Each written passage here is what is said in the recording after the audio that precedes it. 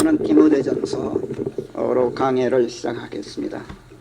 디모데전서 1장 1절부터 7절까지 제가 읽고 설교를 시작하죠. 그 문구가 좀 꽤 바뀌었을 것 같으니까 잘 주의해 들으시고, 우리의 구주이신 하나님과 우리의 소망이신 주 예수 그리스도의 명에 따라 예수 그리스도의 사도가 된 바울이 믿음 안에서 내 친아들인 디모데에게 인사하노라. 우리 아버지 하나님과 우리 주 예수 그리스도께로부터 오는 은혜와 자비와 평강이 있기를 비노라. 3절부터 조금 바뀝니다. 다음 주에 내가 새로 프린트한 걸 갖다 드릴게요. 내가 마케도니아로 갈 때 너는 에베소에 그냥 머물러 있으라고 내가 내게 간곡히 청했던 것은 네가 일부 사람들을 단속하여 그들로 다른 교리를 가르치지 못하도록 하기 위함이었고, 또 믿음 안에 있는 신성의 함양보다는 억측들만 불러일으키는 설화들과 장황한 족보들의 한눈을 파는 것도 하지 못하도록 하기 위함이었나니 그대로 하라. 계명의 목적은 순수한 마음에서 나오는, 그리고 선한 양심과 거짓 없는 믿음에서 나오는 사랑이니라. 일부가 여기서 부서나 귀에 거슬리는 허튼 소리를 짓거리는 쪽으로 빗나가 버렸나니 자기네가 말하고 주장하는 것이 무엇인지 알지도 못하면서 율법 선생들이 되려고 하다가 그리 되었느니라. 아멘. 꽤 많이 바뀌었죠. 내용은 그대로지만 어구를 좀 많이 바꿨어요. 사도행전 16장에 보면은 사도 바울이 실라와 함께, 1차는 이제 바나바와 함께 전도 여행을 다녔고, 이제 2차는 실라와 함께 전도 여행을 떠났습니다. 그때 소아시아 지방의 한 성읍 루스트라라는 데서 청년 디모데를 처음 만나게 되죠. 한눈에 마음에 들었어요. 그래서 동역자로 함께 다니고 싶어서 디모데에게 할례를 행했다 하는 기사가 16장에 나옵니다. 유대인들의 율법주의에 따른 할례를 다른 사람도 아닌 바울이 행했다는 거, 이거 아주 의외의 일이죠. 그런데 디모데의 경우 어머니는 유대인이었어요. 근데 아버지는 헬라인이었거든요. 근데 그 지방의 유대인들이 다 그걸 알아요.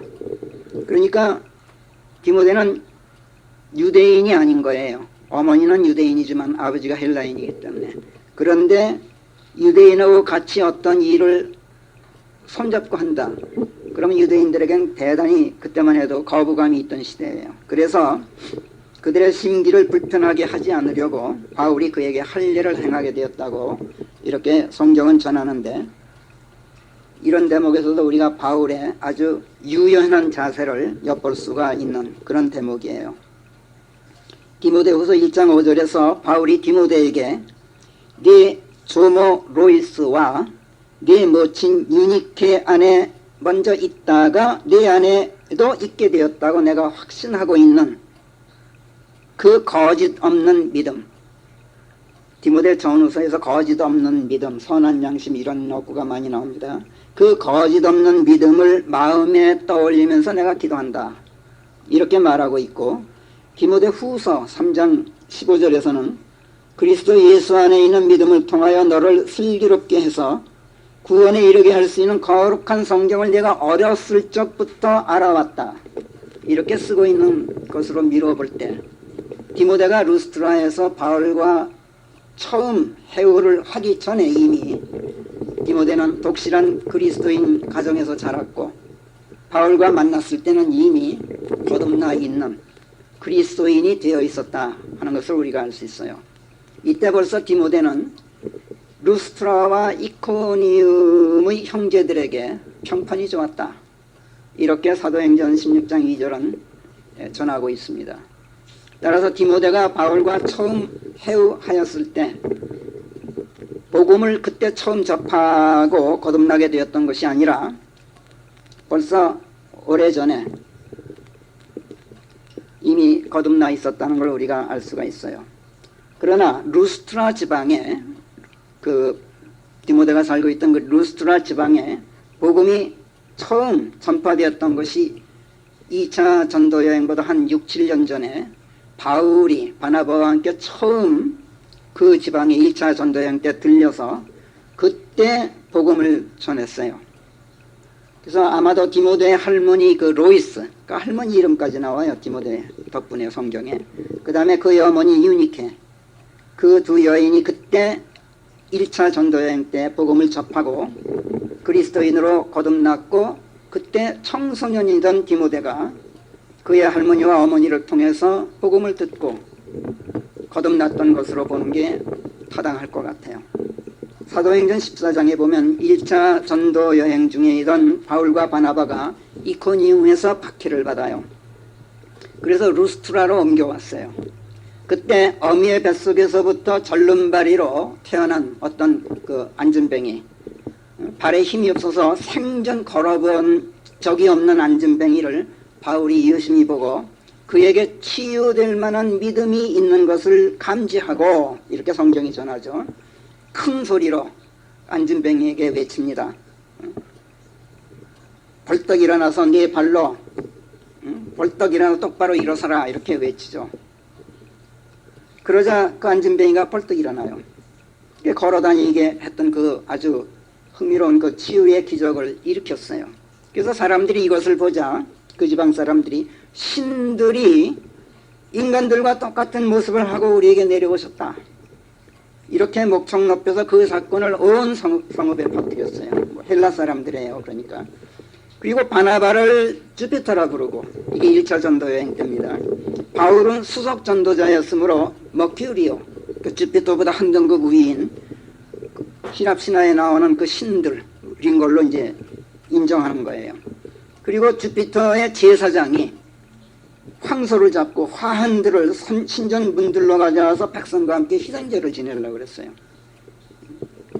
아주 유명한 일화 여러분들 기억하시죠? 그리스 신화의 그 갖가지 잡신들을 섬기는 이교도들이었기 때문에 루스드라 사람들이 그 바울과 바나바를 보고 그들이 섬기던 아주 최고위급 신들이 자기네들을 찾아온 것으로 알고 온 성읍이 발칵 뒤집혔던 그런 사건이에요. 이때 바나바와 바울이 그들을 제지하면서 하나님을 알리고 복음을 전했어요. 이 소식을 먼 도시 안티옥과 또 이코니움에서 듣고 박해자들이 또 루스트라로 옵니다. 유대인들이죠. 몰려와서 또 반대파들을 선동해가지고 바울에게 돌을 던지게 해서 바울이 거의 다 죽다시피 했어요. 그래서 갖다 버렸어요. 죽은 줄 알고 갖다 버렸어요. 그래서 이제 그 따르는 사람들이 죽은 시체 옆에서 이제 둘러서 있는데 그때 펄떡 일어나요. 바울이 다시 살아나는 거예요. 그리고 다시 루스트라 성읍으로 사람들과 함께 들어갔다, 이렇게 성경은 사도행전 14장에서 쓰고 있어요. 이런 정도의 사건들이 일어났다면 상당히 많은 사람들이 그 당시 바울이 전한 복음에 큰 영향을 받았을 텐데, 디모데의 그 할머니와 어머니 유니케도 그랬을 것으로 믿어져요. 그 루스트라에서 이제 다시 피해서 더베로 그 옮겨갔던 바울이 얼마 있다가 다시 루스트라로 돌아왔을 때는 이미 교회가 형성되어 있고 많은 사람들이 그리스도인으로 거듭나 있던 걸 보게 돼요. 거기 14장 20절에 보면은 제자들의 혼을 굳게 다져주고 믿음 안에 계속 있을 것을 그들에게 권면했다, 이렇게 얘기해요. 그러니까 벌써 그리스도인들이 많이 형성되어 있었던 거죠. 그리고 많은 환난들을 거쳐서 기필코 하나님의 왕국에 들어가야만 할 것을 바울이 권면했다, 이렇게 쓰고 있어요. 또 교회마다 각기 원로들을 사람들에게 세워주고, 그러니까 교회가 이미 형성되어 있었어요. 금식과 함께 기도하고 난 뒤에 그들이 믿고 의탁하는 주께 그 원로들을 선거했다, 바울이. 그러니까 교회 지도자들을 말하자면 목사를 세우고 뭐 이런 식으로 했던 거예요. 바울이 이 지방에서 전파한 복음은 그야말로 급속도로 사람들에게 파급되어서 짧은 기간 내에 교회들이 여기저기 생겨났던 것을 우리가 알 수 있어요. 그리고 6, 7년 후에 바울이 신라와 함께 2차 전도 여행 중에 이제 와서 디모데를 처음 만나게 되는 거예요. 디모데는 그때 이미 신실한 그리스도인 가정의 청년으로 성장해 있었고, 이미 루스트라와 이코니움의 다른 그리스도인 형제들에게서 아주 좋은 평판을 받고 있었어요. 그런 젊은 나이에도 불구하고 교회를 이끌고 나갈 훌륭한 목회자로서의 자질을 갖추고 있는 것을 바울이 보았던 거예요. 그래서 바울은 디모데와 처음 만난 자리에서부터 그리스도인으로서의 그 출중함에 끌려서 자기와 함께 복음 전파 활동에 동참하고 지역교회에서 목회자로서 그 자기와 함께 동역자가 되어줄 것을 기대해 마지 않았어요.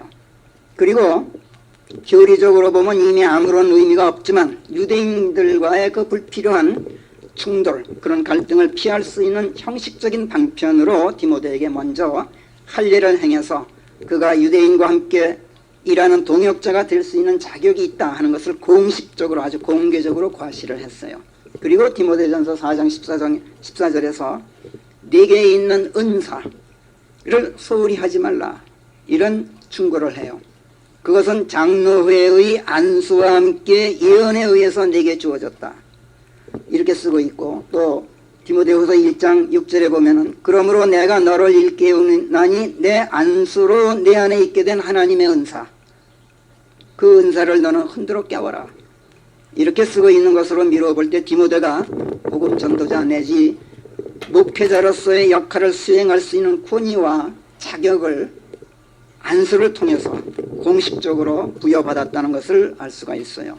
그리고 오늘 본문 2절에서는 바울이 디모데를 일컬어서 내 친아들, my own son, 이렇게 불러요. 그만큼 디모데를 향한 바울의 애정이 다른 동역자들에 대해서보다 훨씬 더 각별하고 개인적이었던 것을 우리가 알 수가 있어요. 로마서에서 시작해서 고린도 전후서, 갈라디아서, 에베소서, 빌립보서, 골로새서, 데살로니가 전후서 등등 바울의 서신서들 대부분이 여러 곳에 있는 교회, 여러 곳에 그 선지에 있는 교회의 성도들에게 집단적으로 보낸 편지들이죠. 그런데 반해서 디모데 전후서, 이 서신서만큼은 특별히 디모데라는 한 개인에게 써보낸 편지들이에요. 이것만 봐도 디모데를 향한 바울의 그 개인적인 친근감, 그 애정, 그것이 아주 특별했다는 것을 우리가 알 수 있는데, 이런 편지들이 바울이 써보낸 것이지만 사실은 성경에 수록될 정도로, 그것도 아주 성경의 중요한 한 부분을 차지할 정도로 그런 편지들이었다는 걸 볼 때 이것은 하나님께서 바울을 통해서 디모데에게 써보낸 개인 편지다 하는 걸 우리가 알 수 있어요. 하나님께서 디모데에게 개인 편지를 손수 써보내신 거예요. 어떠세요? 디모데가 부럽지 않으세요?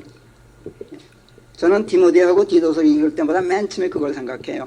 부럽다 하는 생각. 사실 하나님한테서 직접 개인 편지를 받는다는 거, 이거 상상도 못할 일이죠. 디모데도 물론 하나님께로부터 직접 받은 건 아니에요. 바울을 통해서 하나님의 편지를 받았던 거예요. 그러나 바울처럼 하나님의 말씀을 대신 받아서 누가 편지를, 개인 편지를 써 보내지는 못할 망정 내 부모나 내 형제나 내 친구나 내 스승이나 하다못해 그리스도 형제들이나 어떤 교회 목사나 장로나 그 숱한 그리스도인 형제자매들이 우리 주변에 있는데 누구 한 사람 이런 개인 편지를 내게 써보내서 믿음 안에서 내 친아들이 아무개야, 믿음 안에서 내 사랑하는 친구인 아무개요, 내가 주 안에서 그대에게 문안 인사를 보내노라, 우리 아버지 하나님과 우리 주 예수 그리스도께로부터 은혜와 자비와 평강이 있기를 비노라, 이런 인사말과 함께 그야말로 사랑과 우정이 담긴, 또 격려와 위로, 권면이 담긴 개인 편지를 참 받아볼 수 있었으면 좋겠어요. 근데 내 주변에 암만 눈 씻고 봐도 그럴 만한 사람이 없어. 여러분들은 어떠세요? 아니 요즘 그 흔해 빠진 휴대폰 문자 메시지, 하다못해 트위터를 통해서라도 이런 개인 어떤 메시지를, 개인 편지를 써보내는 사람을 찾기가 힘들어. 하긴 요즘에는 개인 편지를 여간해서 쓰지 않는 시대예요. 다른 통신수단이 많이 발달해서 그렇다고 하겠지만 전화 같은 그런 통신수단으로 하지 못하는 아주 특별한 무엇인가가 손으로 쓴 개인 편지에 담기는 법인데, 그런 특별한 무엇인가를 요즘 사람들은 별로 소중하게 생각하지 않는 것 같아요. 그렇게 보면 사실 저는 한편 행복한 사람이기도 해요. 왜냐하면 저에게는 지금도 두 주일이 멀다 하고 개인 편지를 써보내주는 친구가 있어요. 대학 교수를 은퇴하고 시골에 사는 어떤 친구인데 지금도 하얀 봉투를 편지를 넣고 거기에 우체국에 가서 우표를 사서 침을 발라서 봉투에 붙인 다음은 편지를 붙여주는 친구가 있어요. 그러나 물론 주 예수 그리스도 안에서 무난 인사를 보낸다 하는 따위 그런 인사말은 없어요. 그냥 이런저런 인생살이 이야기나 신변 잡기, 여행기 또는 가끔가다 시 같은 것을 써서 보내줘요. 그래서 저는 사실 다른 사람보다는 행복한 편이에요. 그러나 디모데처럼 누가 그리스도인 친구나 형제나 친지나 선배들이 이런 편지를 써보내주는 사람은 없어요. 그래서 저는 디모데가 참 부러운데 디도와 함께 디모데는 바울 같은 그리스도인을 통해서 하나님의 개인 편지를 받아본 성경에서 유일한 사람이에요.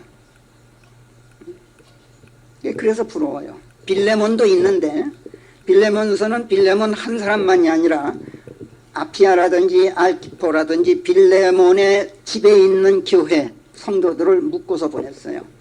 그래서 디모데전후서나 디도서만큼 그렇게 특별히 개인적인 편지는 아니에요. 저도 사실 기억을 더듬어 보니까 중년 나이 때 이런 인사말로 시작되는 개인 편지를 딱 한 번 받아본 일이 있어요. 파치 목사님이라고 약 24, 5년 전인 것 같아요. 우리나라에 선교사로 와 있던 미국 목사님이셨는데 제게 써보낸 편지가 있어요.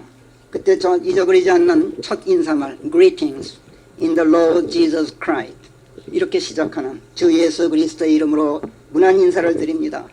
하나님의 은혜와 평강이 형제님과 형제님의 가정에 항상 함께 하기를 빕니다. 이렇게 시작되는 그 편지가 있었어요. 그토록 귀한 편지라는 것을 그때 알았더라면 버리지 않고 간직했을 텐데 여러 번 이사 다니느라고 어떻게 되는지 모르겠어요. 버린 기억은 없으니까 지금도 찾아보면 옛날에 보던 어떤 성경 갈피에 끼인 채 어디 서가 어딘가에 있을 것 같아요. 한번 찾아보겠어요.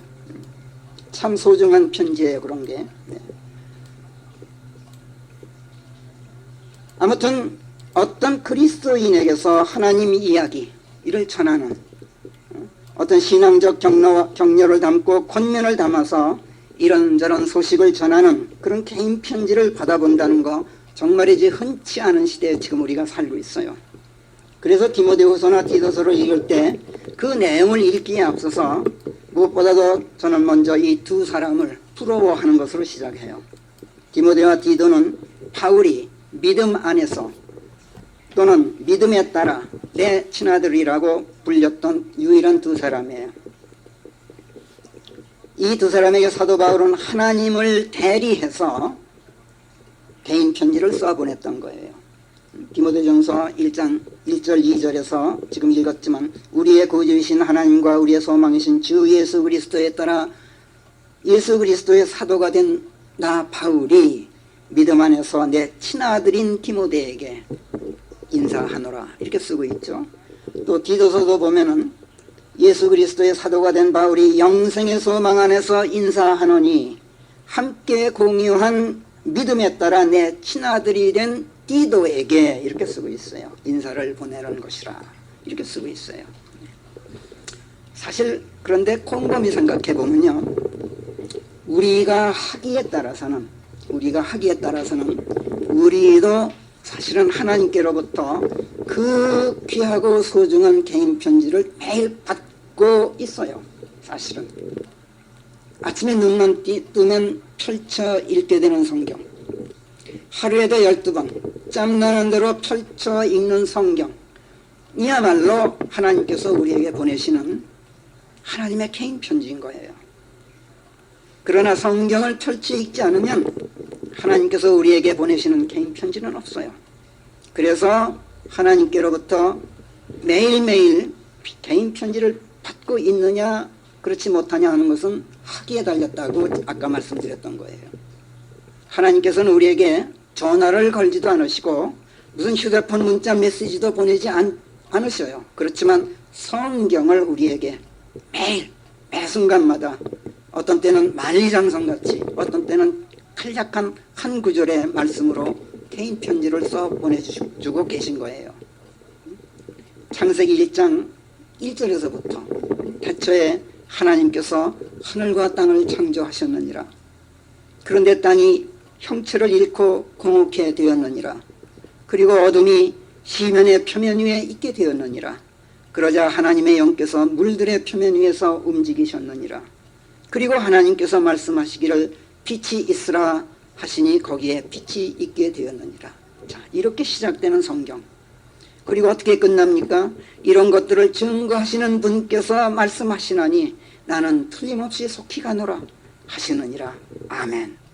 주 예수시여 그같이 오시옵소서. 우리 주 예수 그리스도의 은혜가 너희 모두와 함께 하기를 비노라. 아멘. 이러고 성경이 끝나. 이렇게 요한계시록 20장 20절 22장 20절 21절까지 성경 전체 한 구절 한 구절 그 모든 말씀들이 하나님께서 우리에게 써보내시는, 아니 나에게 보내시는 개인 편지 속에 한 말씀 한 말씀이에요. 오늘 아침 이 시각에도 우리는 지금 여러 사람이 한 자리에 앉아 있지만 지금 하나님의 개인 편지를 각자 개인적으로 받아 읽고 있는 중이에요. 계명의 목적은 순수한 마음과 선한 양심과 거짓 없는 믿음에서 나오는 사랑이다.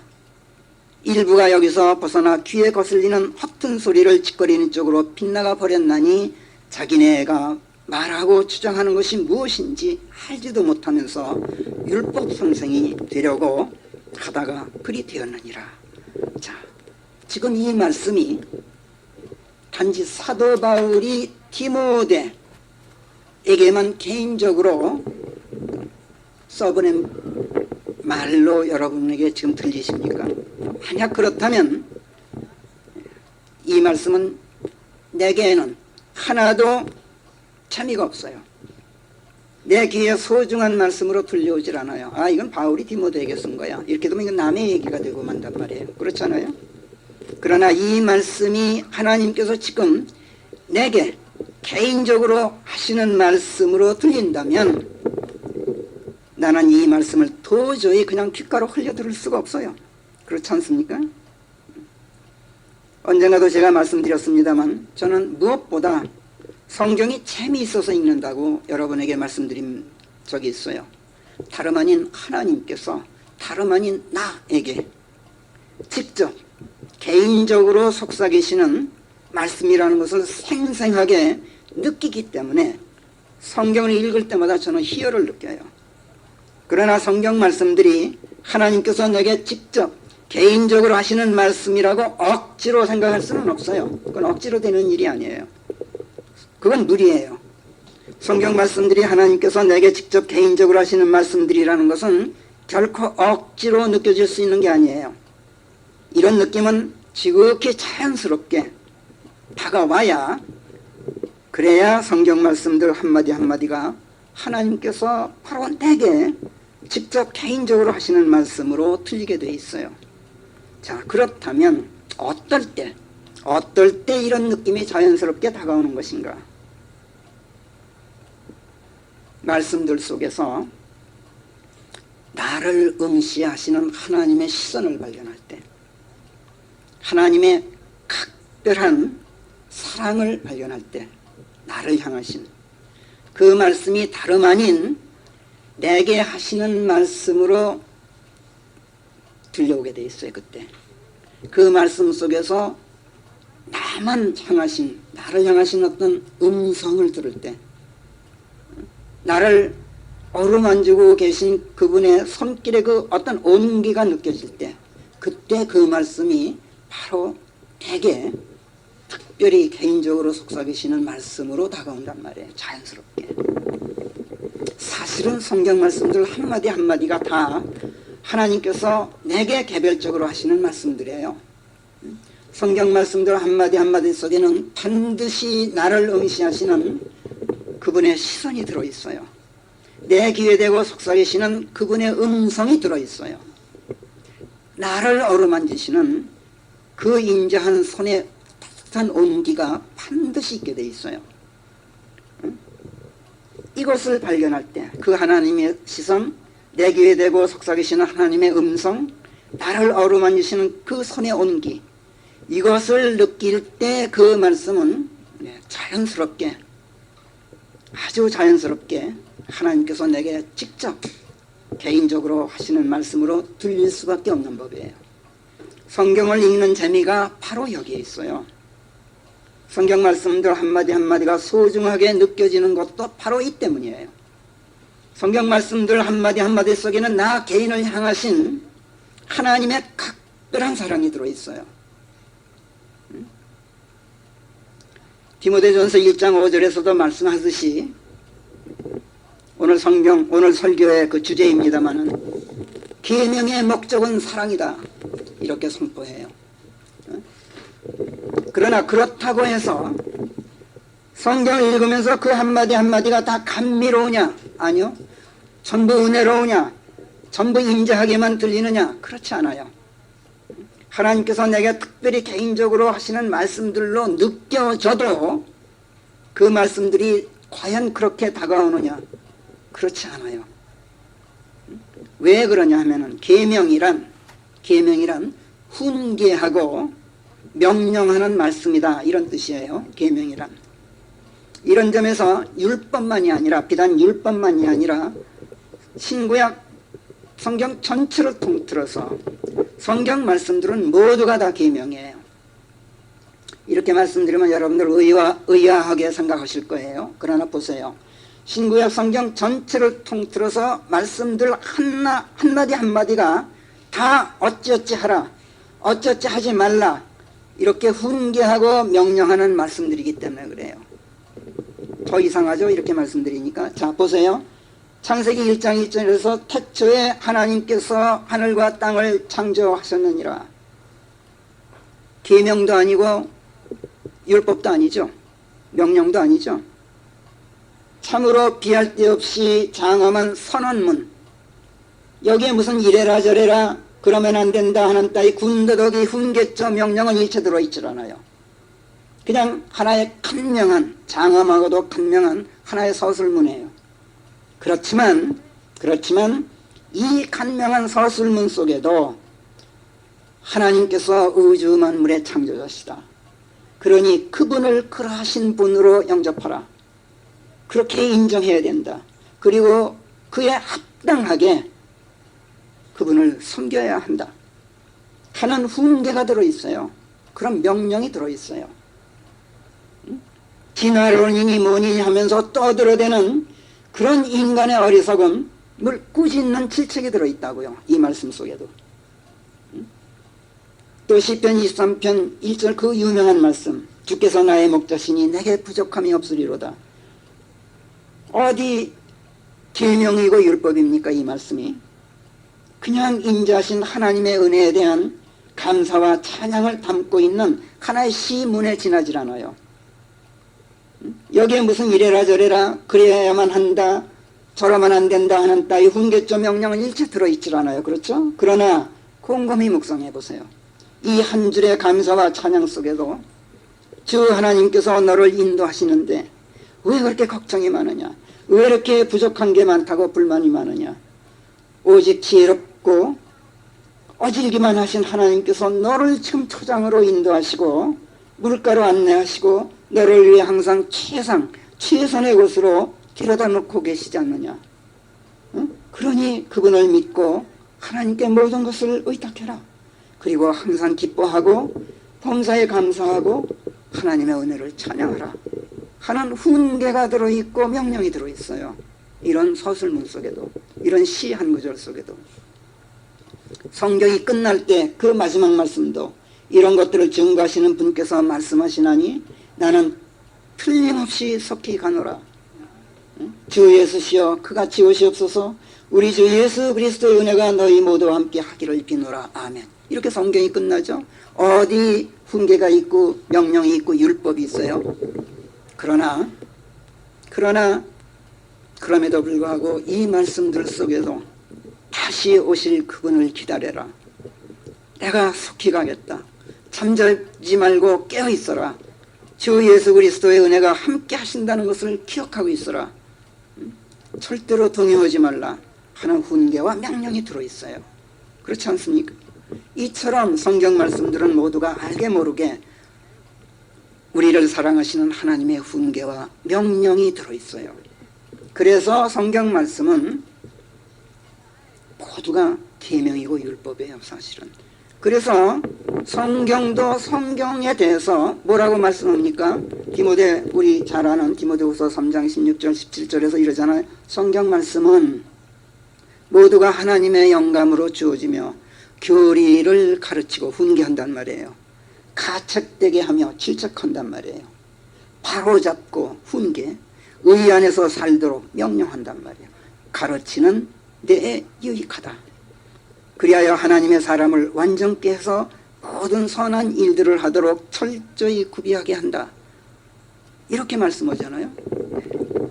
교리를 가르치고 가책되게 하고 바로잡고 의 안에서 살게 하고 선한 일들을 하도록 철저히 구비되게 하는 것이 성경이라면 성경 말씀은 모두가 훈계하고 명령하는 계명이에요.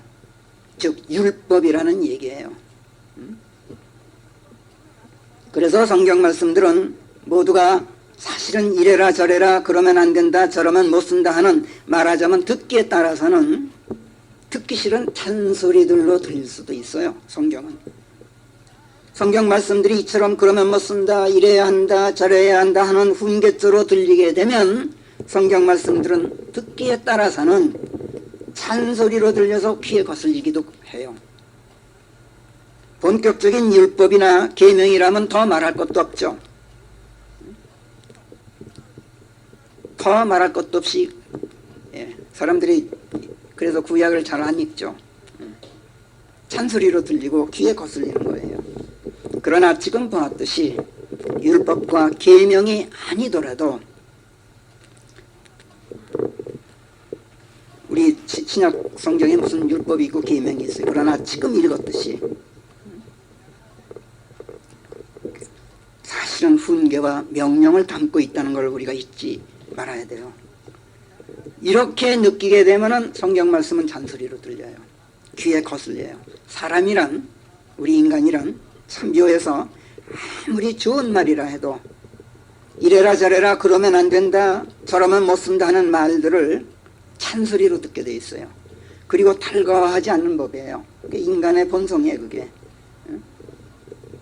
성경 말씀들의 계명의 목적은 사랑이라 그랬어요. 아까 5절에서. 자, 성경 말씀들의 궁극적인 목적이 아무리 사랑이라 해도 또 이것을 우리가 알고 있다 해도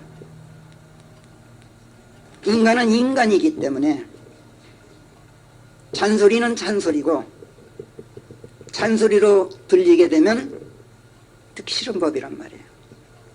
아내가 하는 말들이 다 남편을 위해서 하는 말들 아니에요? 그런데 남편에게는 잔소리로 들릴 수가 있어요. 부모가 하는 말들이 다 자식 잘 되라고 하는 말들 아니에요? 그런데도 자식들은 듣기 싫어하는 법이에요. 선생이 학생들에게 훈계하는 말이 다 학생들의 장래를 위해서 하는 말들인데도 학생들은 선생의 말에 짜증을 내기도 해요. 사람이란 원래 그런 법이란 말이에요.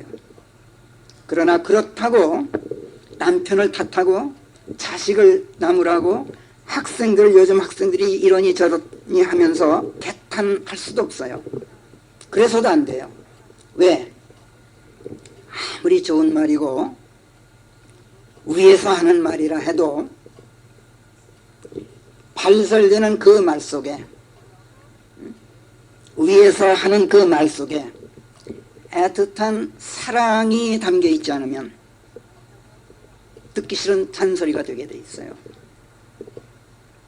선생이 학생을 위해서 아무리 값진 충고를 담아서 훈계를 해도 선생의 마음속에 그리고 그 말 속에 인자한 애정이 깃들어 있지 않고 그 시선이 따뜻하지 않고 친절한 눈매로 바라다보지 않으면 그 훈계는 짜증스러운 잔소리로 바뀌게 돼 있어요.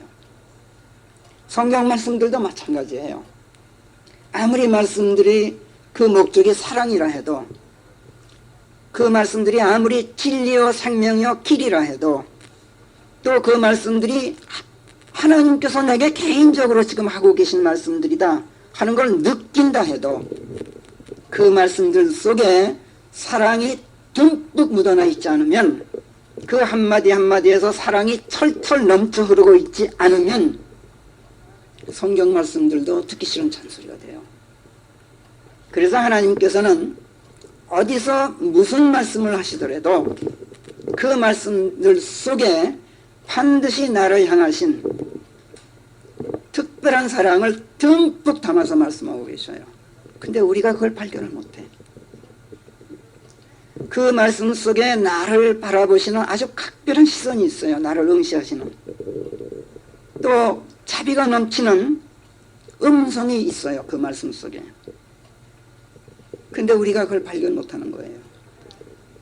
그래서 성경 말씀들은 아까도 말씀드렸듯이 창세기 1장 1절에서부터 요한계시록 22장 21절까지 모두가 사랑을 담고 있기 때문에 사랑이 목적이에요. 하나님의 말씀들은 모두가 그 목적이 사랑이 있어요. 성경에서 이것을 발견할 때 하나님의 말씀들이 비로소 은혜롭고 인자한 음성으로 들려오고 다름 아닌 나에게 개인적으로 속삭이시는 말씀들로 내 귀에 들려오도록 되어 있어요.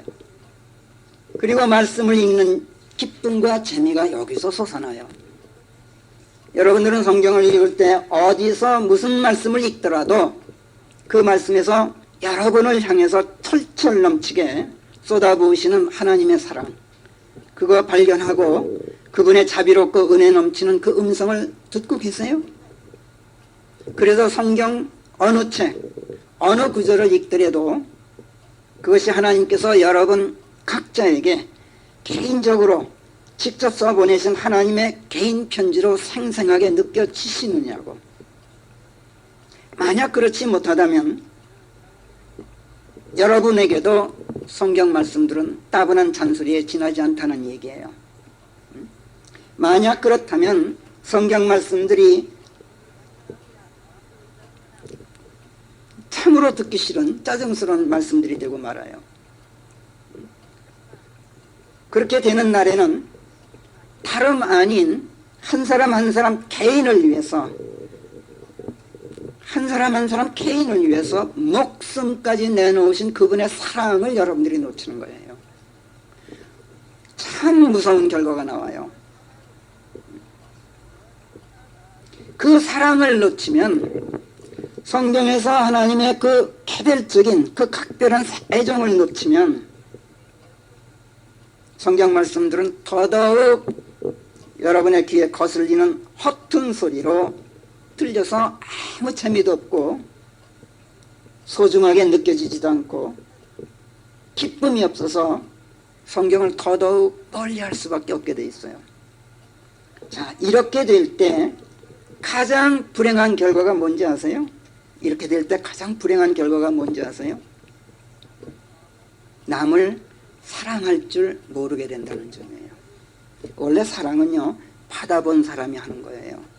사랑을 받아본 적이 없는 사람은 남을 사랑할 줄도 모르게 돼 있어요.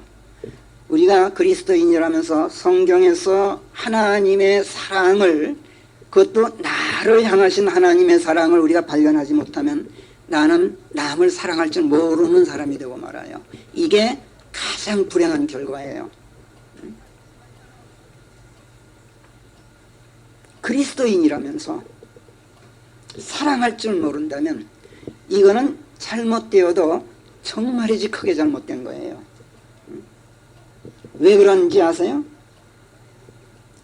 그리스도인이라면서 내가 성경을 믿고 하나님을 사랑하고 하나님의 말씀들을 따르고 행한다면서 내가 사랑할 줄 모른다면 이게 어느 정도로 단단히 잘못된 거냐면 나의 그리스도인됨 자체를 의심해 보아야 될 정도로 잘못된 거예요. 이건 제가 말씀드리는 게 아니라 성경이 그렇다고 말씀해요. 여러분, 요한일서 4장 11절에서부터 몇 구절 보면 제가 읽을 땐 그냥 듣기만 했어요. 사랑하는 자들아, 하나님께서 우리를 이처럼 사랑하셨다면 우리도 서로 사랑하니 마땅하니라. 하나님을 뵌 사람은 어느 때에도 없었느니라. 우리가 서로 사랑하면 하나님께서 우리 안에 사시고 그분의 사랑이 우리 안에서 완전해지느니라. 이것으로 우리가 그분 안에 살고 그분께서 우리 안에 사신다는 것을 우리가 아나니, 이것으로 안 되는 거예요. 이는 그분께서 우리에게 당신의 영을 주셨습니다. 이렇게 13절까지 말씀해요. 우리는 하나님을 뵌 적이 없잖아요. 그러나 하나님께서 우리에게 당신의 영을 주셨다, 이렇게 말씀해요. 그분의 영이 뭐라고 우리가 배웠어요?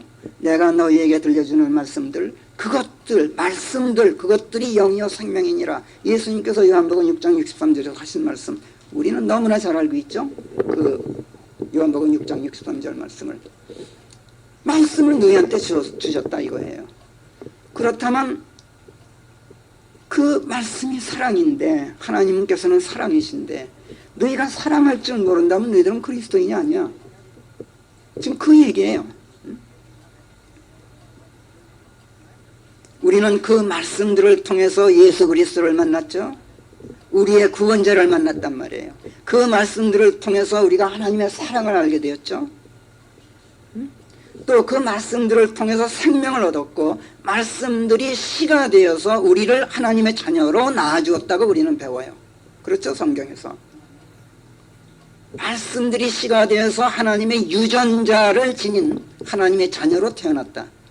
우리는 이렇게 배웠죠. 그 말씀들을 통해서 지금도 우리는 하나님과 사랑을 주고받아요. 아니, 주고받는 정도가 아니라 말씀들을 우리 안에 넣어주셨기 때문에 우리가 하나님 안에 살고 그분께서 우리 안에 사신다고 지금 요한일서 4장 11절에서 13절까지는 밝히고 계셔요.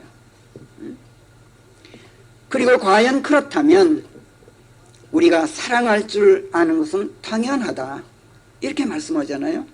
우리가 사랑해야만 하나님의 사랑이 완전하게 완성된다고까지 말씀해요. 그런데 내가 사랑할 줄 모른다니, 그렇다면 나는 거듭난 것도 아니고 그리스도인도 아니라는 얘기가 된다는 말이에요. 이만큼 판단이 잘못된 거예요. 내가 누구를 사랑할 줄 모른다면. 근데 이게 왜 사랑할 줄 모르게 된다 그랬어요? 성경 말씀 속에서 하나님께서 다른 사람 아닌 나를 사랑하시는 그 사랑을 발견하지 못하면 이렇게 된단 말이에요. 사랑을 받아보지 못한 사람은 사랑할 줄 몰라요. 그래서 사랑할 줄 모르는 그리스도인들은 대단히 잘못된 것이란 말이에요. 요한일서 4장에서 그보다 앞에 7절 8절에서 그러잖아요. 사랑하는 자들아, 우리가 서로 사랑하자. 이는 사랑이 하나님께로부터 나옴이라. 사랑하는 자는 모두가 하나님에게서 태어났기에, 보세요, 하나님에서 태어난 사람은 사랑하게 되어 있다는 거예요. 그리고 하나님을 아느니라. 사랑하지 않는 자는 하나님을 알지 못하나니. 안다는 게 무슨 뜻이라고? 한 몸 되었다는 뜻이라 그랬죠. 하나님과 한 몸 되어 있지 않다 너희는 지금, 이런 뜻이야. 사랑할 줄 모른다면. 왜? 하나님께서 사랑이시기 때문에. 그리스도인이라면서 사랑하지 못하면 하나님을 알지 못한다라고 선언해요. 하나님과 상관이 없다는 얘기예요. 그리스도인이라면서 하나님을 알지 못하면 이건 그리스도인이 아니라는 확실한 증거예요. 그런데도 그리스도인이라고 자처한다면 그 사람은 거짓말쟁이다라고 성경은 선언해요. 요한일서 4장 20절이에요. 아주 딱 잘라 말해요. 나는 하나님을 사랑한다면서 자기 형제를 미워한다면 그는 거짓말쟁이다. 한마디로 잘라서 얘기해요. 이렇게 볼 때 그리스도인들이라고 자처하는 얼마나 많은 사람들이 거짓말쟁이들인지 우리는 몰라요. 이 땅에 그 많은 지역교회들 모두가 이런 거짓말쟁이들로 가득 차 있는 괴물 집단이에요. 이렇게 볼 때 그 많은 거리 설교자들과 복음 전도자들 가운데 얼마나 많은 괴물들이 섞여 있는지 몰라요. 왜 이렇게 되었습니까? 성경에서 하나님의 사랑을 발견하지 못하고 다름 아닌 나에게 개인적으로 말씀하시는 그분의 애정어린 그 시선, 그분의 그 따뜻한 체온을 생생하게 느끼지 못하기 때문에 그래요. 하나님께 사랑받지 못하는 사람은 절대로 다른 사람을 사랑하지 못해요. 다른 사람을 사랑하지 못하는 사람은 하나님도 절대로 사랑하지 못해요. 이게 아니라 성경이 하는 말씀이에요. 요한일서 4장 20절 21절에서 아까 그랬잖아요.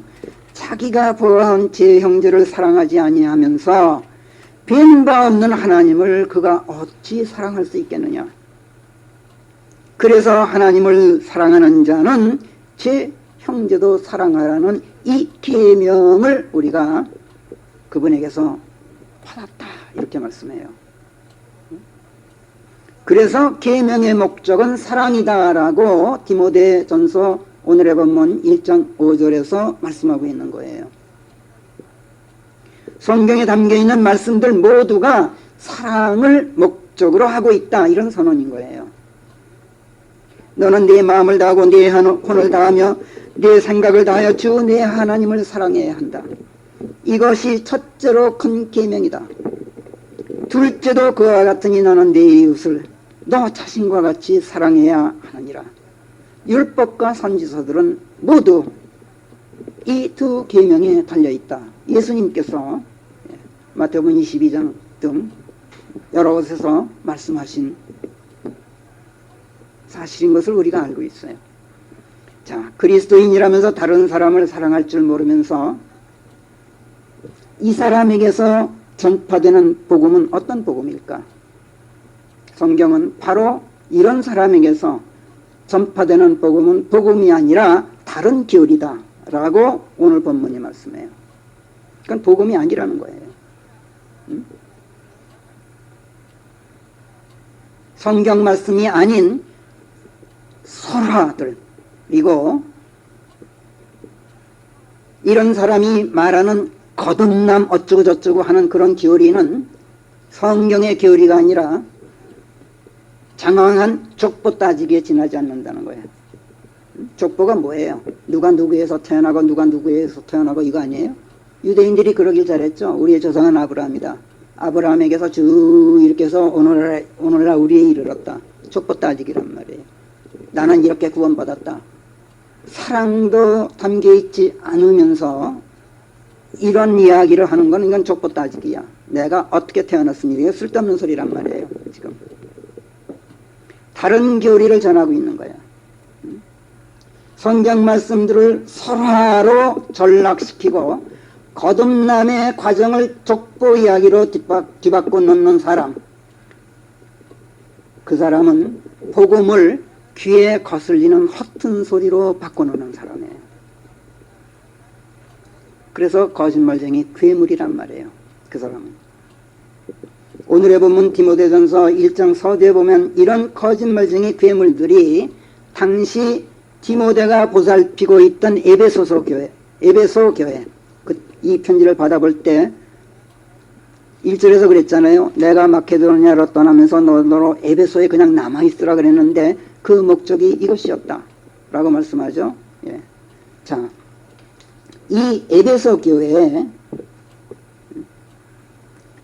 이런 괴물들이 상당수 섞여 있었던 모양이에요. 그래서 지금 그것을 바로잡으라고 디모데도로 야 너는 같이 다녔으면 좋겠는데 안 되겠다. 여기 좀 남아서 이런 사람들을 좀 탄속해 줘야겠다. 그러고서 남아있게 했다는 얘기예요. 내가 마케도니아라고 갈 때 너는 에베소에 그냥 머물러 있으라고 내가 네게 간곡히 청했던 것은 네가 일부 사람들을 탄속하여 그들로 다른 교리를 가르치지 못하도록 하기 위함이었고, 이렇게 말씀하잖아요. 믿음 안에 있는 신성의 함양보다는 억측들만 불러일으키는 설화들과 장황한 족보들의 한눈을 파는 것도 하지 못하도록 하기 위함이었나니 그대로 하라. 계명의 목적은 순수한 마음에서 나오는, 그리고 선한 양심과 거짓 없는 믿음에서 나오는 사랑이니라. 일부가 여기서 벗어나 귀에 거슬리는 헛된 소리를 짓거리는 쪽으로 빗나가 버렸나니 자기네가 말하고 주장하는 것이 무엇인지 알지도 못하면서 율법 선생들이 되려고 그렇게 되었다. 계명의 목적, 즉 성경 말씀들의 목적은 사랑이다. 이게 핵심 주제예요. 그 사랑은 말로만 하는 그런 사랑이 아니라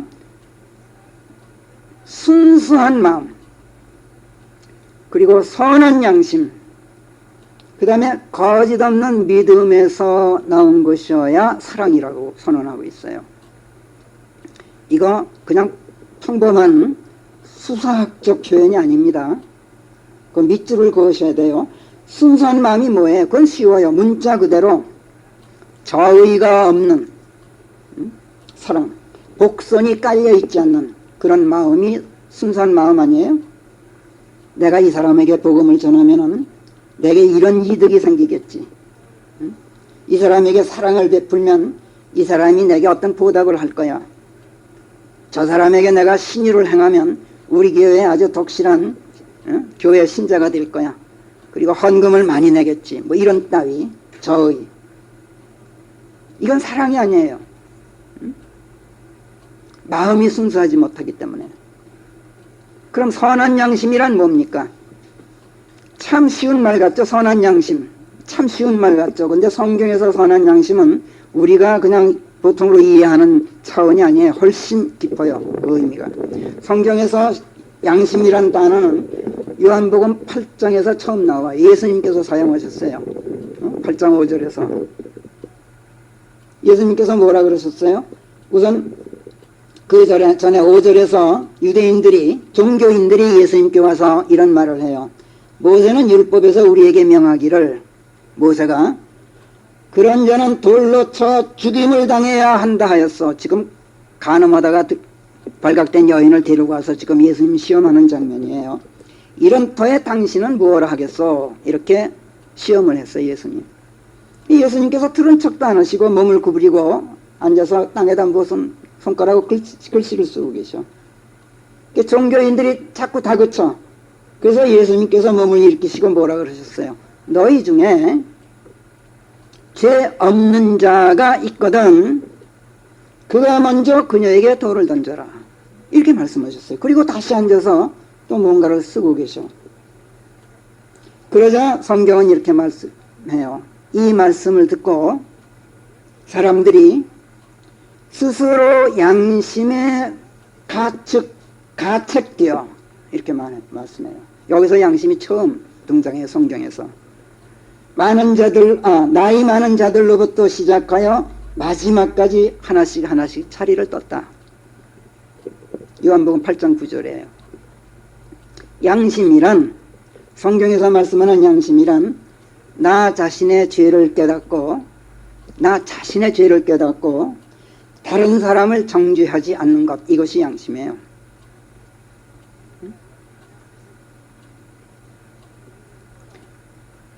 사랑은 바로 여기서 나온다는 거예요.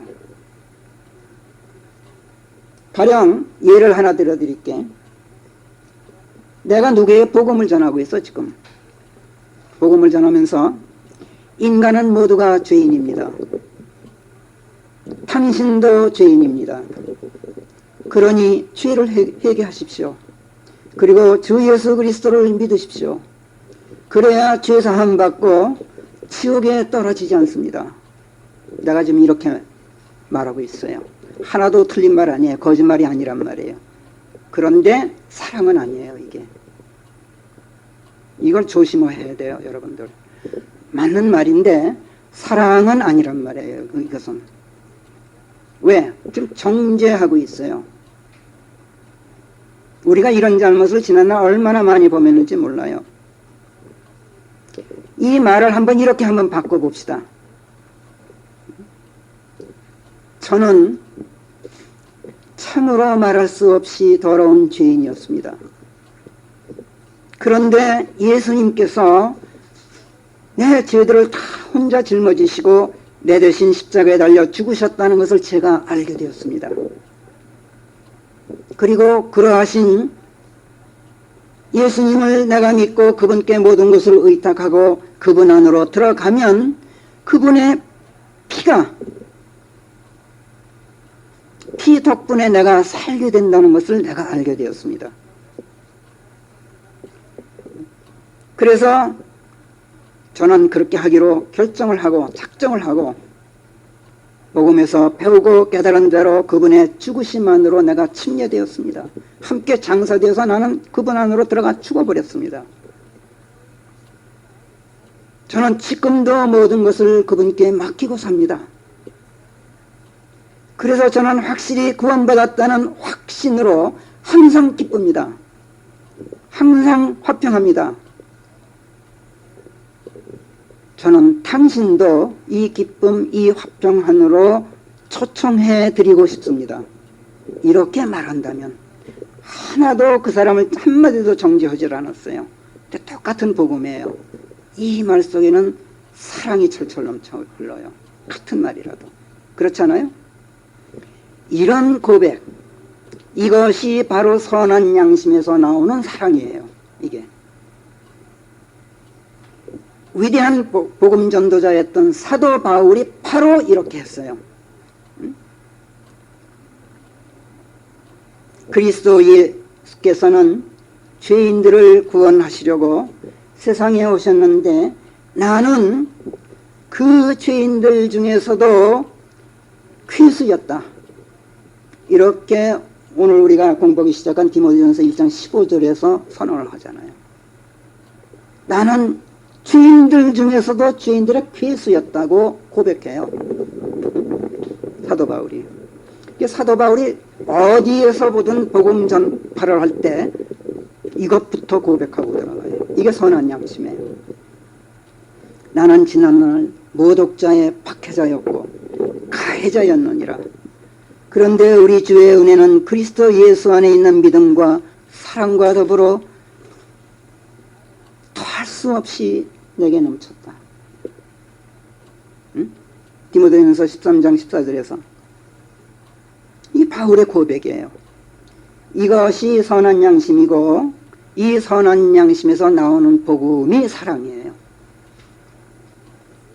자, 그럼 또 거짓 없는 믿음에서 나오는 사랑이란 또 뭡니까? 아까 지금 사랑을 규정하면서 순수한 마음과 선한 양심과 이건 다 이제 주석이 됐죠. 그 다음에 뭐라 그랬어요?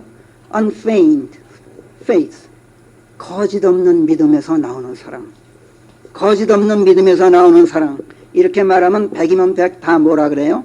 아, 그거는 내가 하나님을 믿고 예수 그리스도를 믿는 것이 거짓이 아닌 참말이고, 잘 들으세요. 내가 하나님을 믿고 그리스도를 믿는 이 말은 참말이고, 이런 내게서 나오는 사랑이 거짓 없는 믿음에서 나오는 사랑이다. 이런 뜻이다 라고 해석해요. 열이면 열 다 그렇게 하잖아요. 왜? 성경에서 말씀하는 믿음의 의미를 모르기 때문에 결국은 자기를 내세우고 있죠. 이런 어처구니 없는 실수를 얼마나 많은 사람들이 범해요. 그러나 우리는 성경이 말씀하는 믿음의 의미를 너무나 정확하게 알고 있기 때문에 그런 오류를 범하지 않아요. 한마디로 거짓 없는 믿음에서 나오는 사랑이란 내가 아닌 그리스도 그분께서 하시는 사랑이다, 이런 뜻이에요. 그렇잖아요? 믿음이 뭐예요? 예수 그리스도를 믿고 그분께 모든 것을 의탁하여 그분 안으로 들어가서 나는 없고 그분만이 계시게 된 한 몸 된 상태라고 우리는 배웠죠. 그렇다면 그런 믿음에서 나오는 사랑이란 내가 하는 사랑이 아니라 그분께서 하시는 사랑이에요. 생각해 보세요. 내가 사랑하면 얼마나 사랑할 수 있어요, 여러분? 참 알량한 사랑이란 걸 우리가 알잖아요. 내가 내 자식인들 그리스도만큼 사랑할 자신 있으세요, 여러분들? 예수님께서는 그를 위해서 목숨을 내놓으셨어요. 여러분 그렇게 하실 수 있어요? 그런데 내가 사랑한다니 참 부끄럽죠. 우리가 이웃을 사랑한다는 거, 이거 거짓말이에요. 있을 수가 없어요. 사랑하죠. 근데 너무나 초라하다고 그게. 그러나 내 안에 계신 주께서는 내 이웃을 완벽하게 사랑하셔요. 왜? 하나님은 사랑이시기 때문에. 참 역설적인 말이지만 여러분 정말 그리스도인이라면 누구 사랑하려고 애쓰지 마세요. 제발. 거꾸로 가르친다고 여러분들 깜짝 놀랄 거예요. 참 이 땅에 그리스도인이라고 자처하는 많은 사람들이 어줍지 않은 사랑으로 사랑합니다 소리를 남발하고 있어요. 제발 그러지 마세요. 여러분이 누구를 사랑한다고 해서 목숨까지 내놓을 자신이 있으세요? 만약 그렇다면 여러분이 스스로 사랑하세요. 목숨까지 내놓는다면. 그러나 목숨까지 내놓는다 하더라도 그거는 거짓 없는 믿음에서 나오는 사랑이 아니라 거짓 믿음에서 나오는 사랑이에요. 그래도 나를 위해서뿐만 아니라 내 이웃을 위해서도 목숨을 바치신 분은 그분이지 내가 아니에요. 그렇잖아요? 이런 터에 내가 나서서 이웃을 사랑하는 그 사랑, 그거 거짓 없는 믿음에서 나온 사랑일 수가 없어요. 그거는. 이런 사랑은 보나마나 순수한 마음에서 나오는 것도 아니고 선한 양심에서 나오는 것도 절대로 아니에요. 그렇다면 내가 아니라 내 안에 계신 그리스도께서 내 이웃을 사랑하시도록 하는 것이 너무나 당연하고 마땅하지 않아요? 그렇죠? 자, 그런데 문제는 어떻게 해야만 내가 아니라 그분께서 사랑하시게 할 수 있느냐 하는 거예요. 말로 되지 않죠, 이건. 관념적이어서도 안 되죠, 이거는. 사실적이고 행동화된 실천적인 것이어야 될 텐데 말로는 쉽죠. 그분께서 사랑하시게 한다. 소용없어요. 그렇게 해서는. 어떻게 해야 될까요? 성경이 가르쳐줘요. 그게 바로 그 유명한 고린도전서 13장이에요. 여러분 오래 참으세요. 다정하세요. 시기하지 마세요. 제발 뽐내지 마세요. 내 것을 구하지 마세요. 악을 즐거워하지 마세요. 폐역 안에서 즐거워하지 마세요. 오직 진리, 성경 말씀들 안에서 즐거워하세요. 그리고 모든 것을 수용하고 모든 것을 감사하고 모든 것을 소망하고 모든 것을 참으세요. 그러면 가만히 있어도 내 안에 계신 예수께서 누군가를 사랑해주고 계셔요. 여러분 이걸 아셔야 돼요. 이게 진짜 거짓 없는 믿음에서 나오는 사랑이고 선한 양심에서 나오는 사랑이고 순수한 마음에서 나오는 사랑이에요. 이것이 하나님의 사랑이에요. 자, 고린도전서 9장에서 우리의 대선배인 사도 바울이 이렇게 고백합니다. 유대인들에게는 유대인들을 얻기 위해 내가 유대인처럼 되었다. 율법하에 있는 자들을 얻기 위해서는 율법하에 있는 자들에게 내가 율법하에 있지 않으면서도 율법하에 있는 자처럼 되었다. 율법 밖에 있는 자들에게는 율법 밖에 있는 자처럼 내가 되었다. 연약한 자들에게는 그 연약한 자들을 얻고자 내가 연약한 자가 되었고 모든 수단을 다해서 다만 몇이라도 구원코자 모든 자에게 내가 모든 것이 되었다 이렇게 고백해요. 참 위대한 고백이에요. 고린도전서 9장 22절에서 내가 모든 것이 되었다. 이렇게 하면 내가 사랑하지 않고도 그리스도께서 나보다 훨씬 더 큰 사랑으로, 훨씬 더 많은 사랑으로, 그리고 훨씬 더 참된 사랑으로, 아니 목숨까지 내놓으신 그 사랑으로 사랑해 주셔요. 이게 위대한 사랑이에요. 자, 그러면 또 물을게요.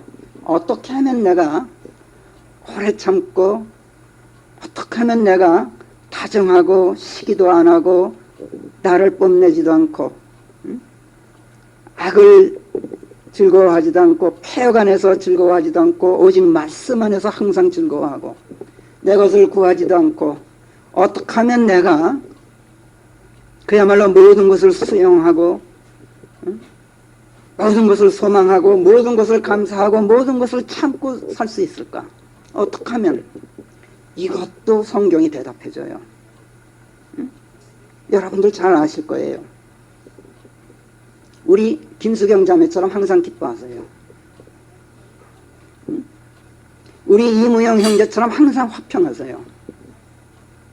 성령의 열매. 우리 허진 형제처럼 오래 참으세요. 항상. 우리 최만화 형제처럼 항상 정중하세요. 우리 정자매처럼 항상 선해보세요.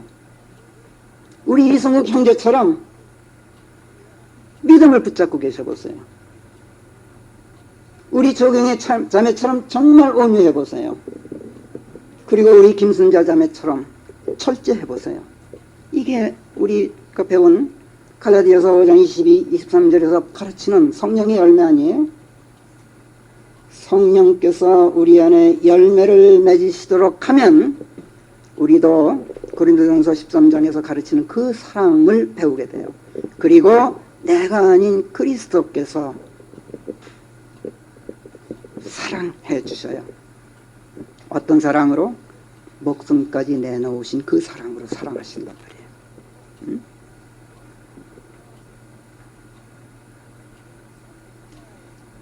이렇게만 하면 우리는 얼마든지 오래 참고 다정하고 시기하지 않고 뽐내지 않고 무례하지 않을 수 있어요. 절대로 내 것을 구하지 않게 되고 쉽게 성내지도 않고 악을 생각하지도 않고 폐역 안에서 즐거워하지도 않고 말씀 안에서만 즐거워하게 되고 모든 것을 감사하고 모든 것을 수용하게 되고 소망하게 되고 또 참게 되는 법이에요. 이것이 거짓 없는 믿음에서 나온 사랑이고 선한 양심, 순수한 마음에서 나온 사랑이란 말이에요. 이 사랑을 우리는 우리 각 사람에게 써보내시는 하나님의 개인 편지, 즉 성경 말씀들에서 배우고 터득해요. 다른 데서 배울 데가 없어요. 다른 데서 얻을 데가 없어요.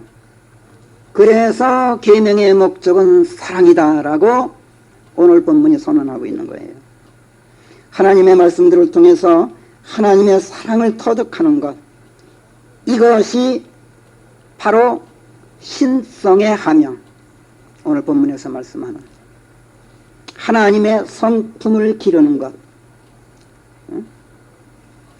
그것이 바로 신성의 하명이란 말이에요.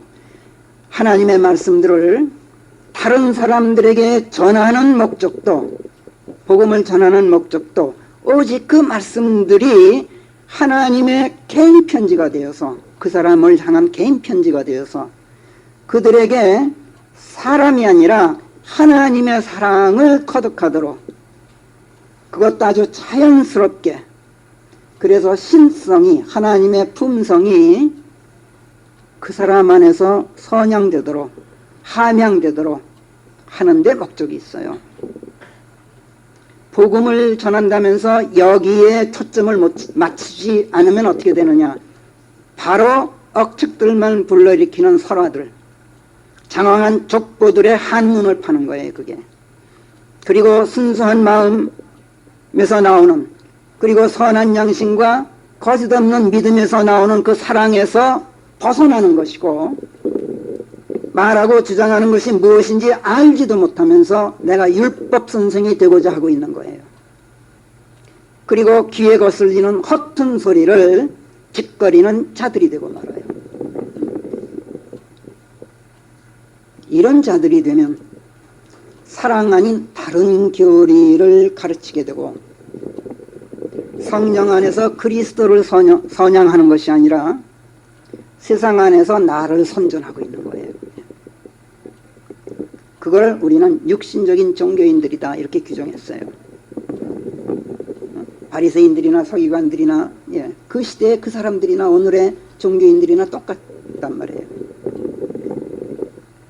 그리스도의 사람들은 육신을 성정과 정욕과 함께 십자가형에 처해버렸느니라.